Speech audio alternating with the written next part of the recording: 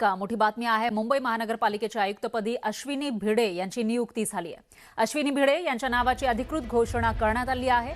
मुंबई महानगरपालिकेच्या आयुक्तपदी अश्विनी भिडे यांची नियुक्ती झाली आहे। अश्विनी भिडे यांच्या नावाची अधिकृत घोषणा करण्यात आली आहे। अश्विनी भिडेंची ही नियुक्ती झाल्यानंतर आता मुंबई महापालिकेवर एकूणच महिला राज पाहायला मिळणार आहे, कारण मुंबई महापालिकेच्या मेयर सुद्धा एक महिला आहेत आणि त्यानंतर आता आयुक्तपदी सुद्धा एका महिला अधिकाऱ्याची नियुक्ती झालेली आहे आणि त्याच्यामुळे महिला राज या ठिकाणी पाहायला मिळणार आहे। दरम्यान मुंबई महापालिकेच्या पहिल्या महिला आयुक्त होण्याचा मान त्यांना मिळाला आहे। आजच त्या पदभार स्वीकारणार असल्याचंही कळतंय।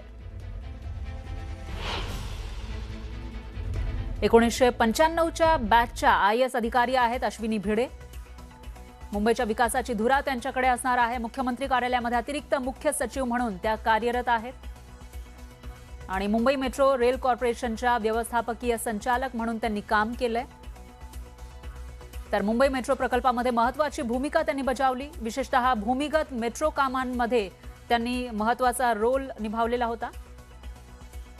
यापूर्वी BMC मध्ये अतिरिक्त आयुक्त म्हणून सुद्धा त्यांनी काम केलेलं आहे, म्हणजे BMC मध्ये काम करण्याचा अनुभव त्यांना आहे। महापालिका कारभाराचा सखोल अनुभव त्यांना आहे आणि शहरातील पायाभूत सुविधा तसंच प्रशासनातील महत्त्वाच्या प्रकल्पांची जबाबदारी त्यांच्यावर आहे।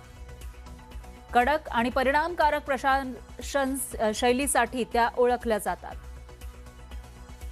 नियुक्ती झाल्यास 2030 पर्यंत पूर्ण कार्यकाळ त्यांचा अपेक्षित आहे, म्हणजे आता नियुक्ती आणि आज त्या पदभार स्वीकारतील, त्याच्यानंतर 2030 पर्यंत त्या मुंबई महापालिकेच्या आयुक्तपदी असतील। मुंबई महापालिकेच्या पहिल्या महिला आयुक्त त्या ठरणार आहेत।